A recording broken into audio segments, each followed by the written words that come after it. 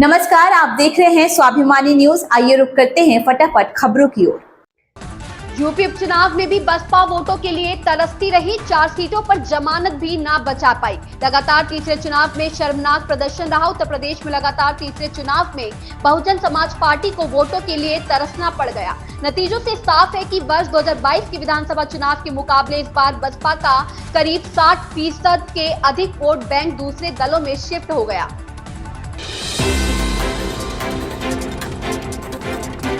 उत्तर प्रदेश की 9 विधानसभा सीटों के उपचुनाव परिणाम सपा और भाजपा को कई सबक सिखा गए। करहल और कुंदरकी में भाजपा जहां वोट बैंक बढ़ाने में कामयाब रही, वहीं गाजियाबाद और मझवा में जीत दोहराने के बावजूद घटे वोट बैंक ने उसके लिए चुनौती बढ़ा दी है। दूसरी ओर सपा भले ही करहल और सीसामऊ सीट बचाने में कामयाब रही हो, लेकिन घटा वोट बैंक उसके लिए भी खतरे की घंटी है।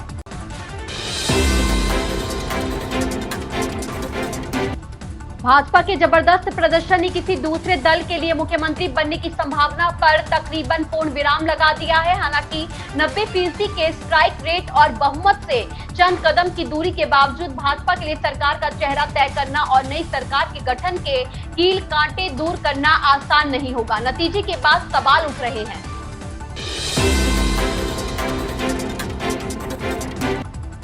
दुनिया के सबसे अमीर उद्योगपति एलन मस्क ने भारत की चुनाव व्यवस्था की तारीफ की है और साथ ही अमेरिका की चुनावी प्रक्रिया पर तंज कसा है। दरअसल सोशल मीडिया पर एक यूजर ने पोस्ट किया जिसमें एक आर्टिकल की हेडलाइन को पोस्ट किया गया था, जिसमें लिखा था कि भारत ने एक दिन में 64 करोड़ वोटों की गिनती की।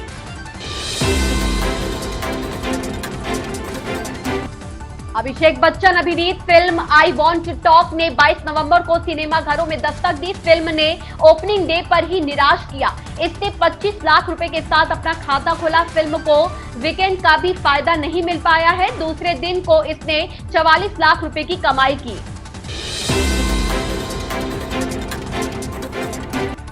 महाराष्ट्र के महाविकास आघाड़ी को चुनाव में सभी 5 क्षेत्रों में करारा झटका लगा है। हालांकि मुंबई से उसे थोड़ी राहत मिली है, जहां वह 36 में से 14 सीटें जीतने में सफल रही है। महाराष्ट्र को मुख्य रूप से 5 भागों में बांटा गया है।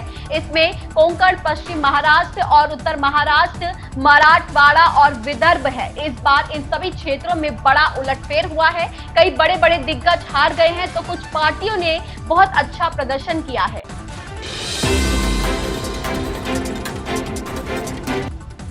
उत्तर प्रदेश की 9 विधानसभा सीटों पर हुए उपचुनाव की परीक्षा में भाजपा की 7 सीटों पर मिली जीत न सिर्फ पार्टी कार्यकर्ताओं को हताशा से उबारेगी, बल्कि 2027 में होने वाले विधानसभा चुनाव के लिए भाजपा का सहारा भी बनेगी।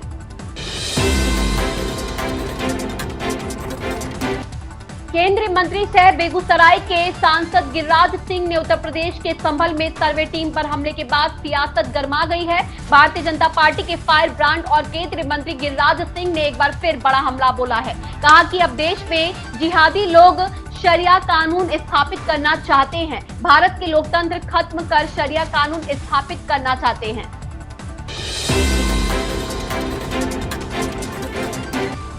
हेमंत और कल्पना के नेतृत्व में झारखंड मुक्ति मोर्चा ने इंडिया गठबंधन के सहयोगी दलों के साथ लगातार दूसरी बार झारखंड में सत्ता हासिल करने में कामयाबी हासिल की है।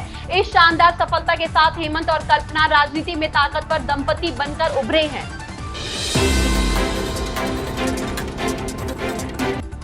प्रधानमंत्री मोदी ने मन की बात कार्यक्रम के 116वें एपिसोड को संबोधित किया। इसमें पीएम मोदी ने युवाओं से एनसीसी से जुड़ने की अपील की। प्रधानमंत्री ने कहा कि आज एनसीसी दिवस है। पीएम मोदी ने कहा कि मैं खुद एनसीसी का कैडेट रहा हूं और इसके अनुभव मेरे लिए अनमोल हैं।